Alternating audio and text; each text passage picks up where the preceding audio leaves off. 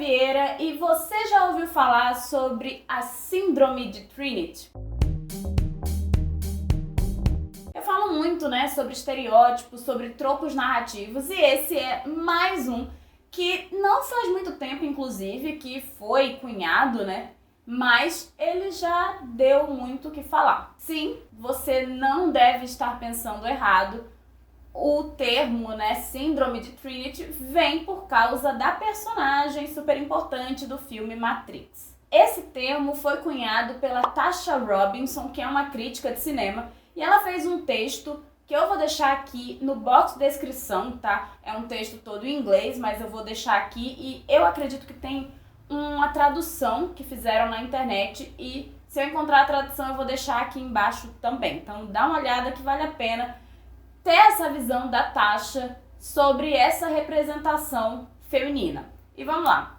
O que de fato é a Síndrome de Trinity? A Síndrome de Trinity, ela acontece quando você tem personagens fortes, super capacitadas e que, enfim, elas poderiam ser, inclusive, as protagonistas das narrativas, As protagonistas dos filmes, mas quanto mais o filme passa, quanto mais tempo essa personagem tá ali dentro daquela narrativa, mais apagada ela vai ficando. Essas personagens poderiam contribuir muito para a narrativa, mas de fato elas acabam não contribuindo tanto porque durante todo o filme, toda a série, enfim, as histórias dessas mulheres elas vão sendo deixadas de lado, a personalidade delas muitas vezes fica sem existir porque elas passam a funcionar em função do personagem homem, do protagonista homem. Elas vivem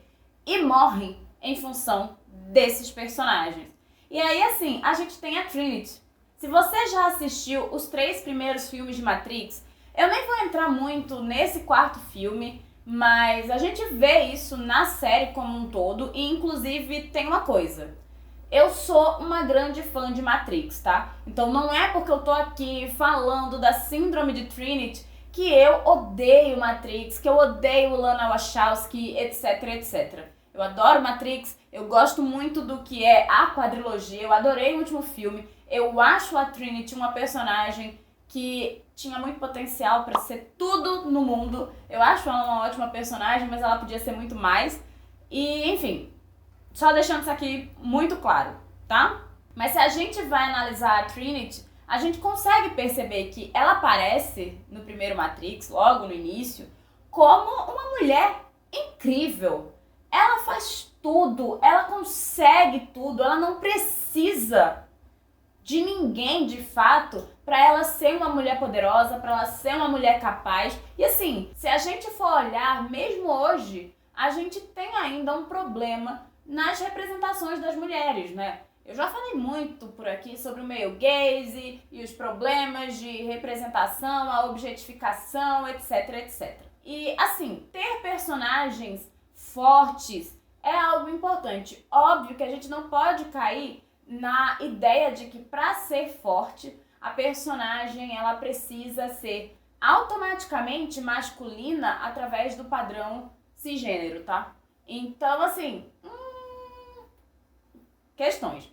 Mas, pensando na Trinity, a gente tem uma personagem ali que é muito forte, que é muito interessante, que tem muita coisa para passar na narrativa. Ela traz todo um conhecimento daquele universo da Matrix. Ela luta com um monte de gente. E o que acontece com ela? Após conhecer o Neo, ela se apaixona e vira uma outra coisa, A personalidade dela muitas vezes fica frágil, e eu não digo frágil no sentido de que seres humanos são frágeis. Eu digo que a personalidade dela muitas vezes é apagada.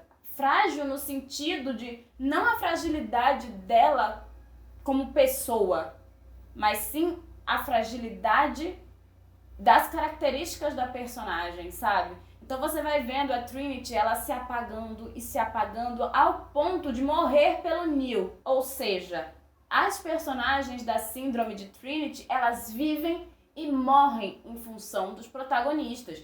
Enquanto tá viva, a Trinity ela faz tudo pelo Neil porque ele é o escolhido, etc, etc. E ela some, ela se apaga.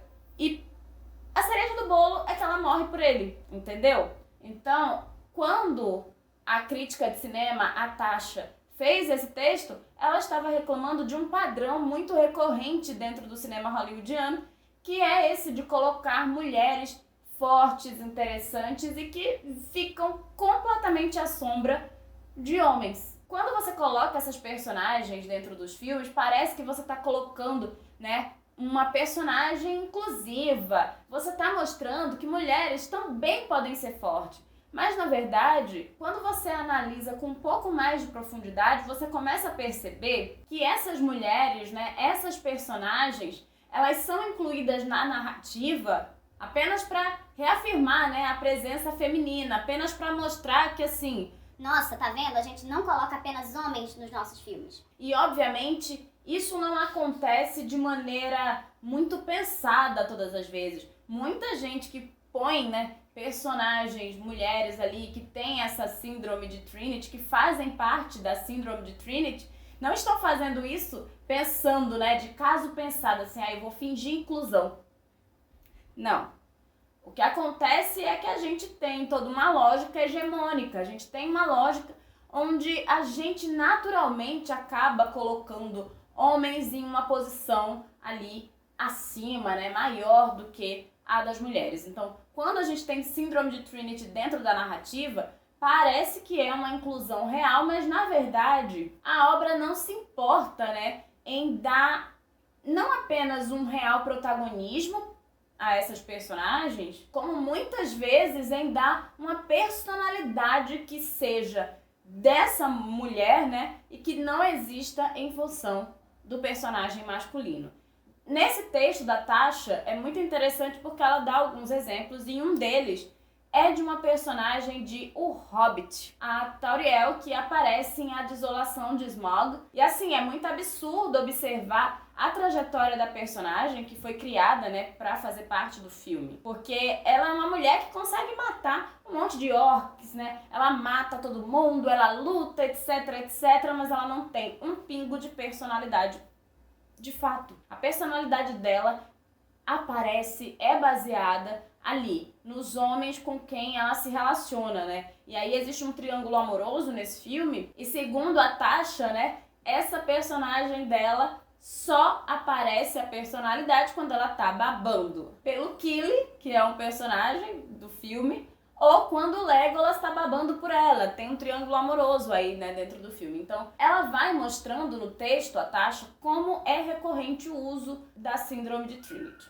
Eu acredito que a Trinity é uma personagem interessante, mas eu realmente acho que ela vai sendo apagada durante a trilogia original em função do Neil. Então, de fato, é importante que a gente tenha mulheres fortes, mulheres interessantes dentro das narrativas.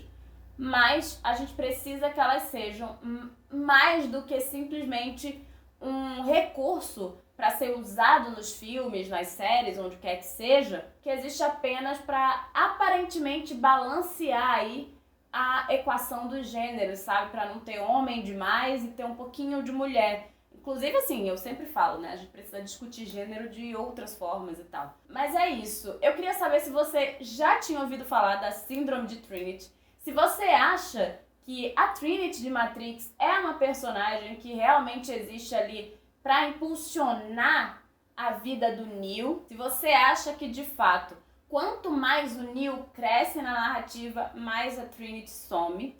Então, comenta aí embaixo, vamos debater sobre isso. Não esquece de conhecer o meu Apoia-se, que assim, você me ajuda muito conhecendo ele e me apoiando para que eu possa fazer mais e mais coisas aqui no canal, né? Investir em som, em luz, em câmera e trazer um conteúdo sempre melhor para você.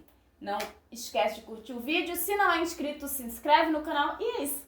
Tchau!